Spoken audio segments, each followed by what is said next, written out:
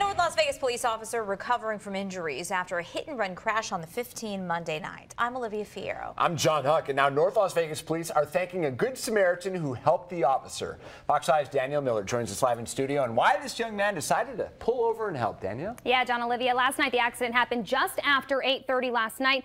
Now, Nevada Highway Patrol says an officer who was on a motorcycle in the southbound lanes was hit near the Washington exit. The driver who hit him took off. The officer was then taken to the hospital with non-life-threatening injuries, and today North Las Vegas officers showed up to the work of the Good Samaritan who stepped in to help.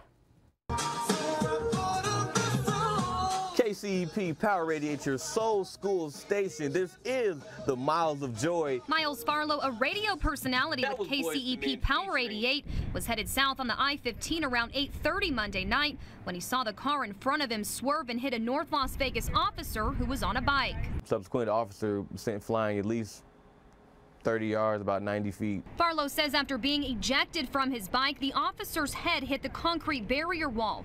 After seeing the officer laying lifeless on the busy stretch of road, he knew he had to stop and help.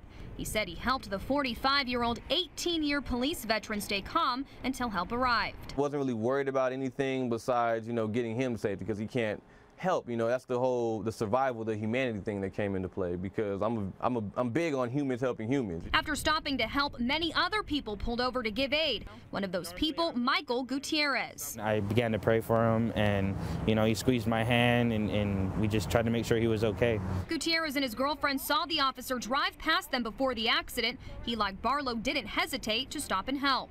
Could have been a husband, a father, a grandfather. So my first instinct was to just let him know that, somebody was here. Both Gutierrez and Farlow say although the hero title is nice, it's not deserved since they were just doing what was right. It hurts and it's shocking to realize that there's so few people in this world that'll actually do that'll actually put their life on the line to help another life.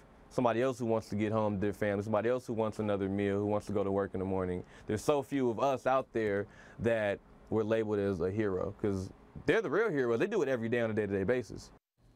And police say the vehicle who hit the officer initially stopped on the Washington Bridge before taking off. Now, that driver still hasn't been caught, and witnesses have described that vehicle as a four-door sedan, possibly green in color. And obviously, thank goodness this was non-life-threatening injuries, because it could have been a lot worse. And those two young men were putting themselves in harm's way, too. Sure. Oh, yeah. And they said there was a couple drivers, luckily, that had some cones to kind of distract drivers away from that area, because, obviously it's 65 right there. People are flying in and out of there, so putting their lives on the line. Quick thinking, some teamwork, and job well done. Absolutely. Yes.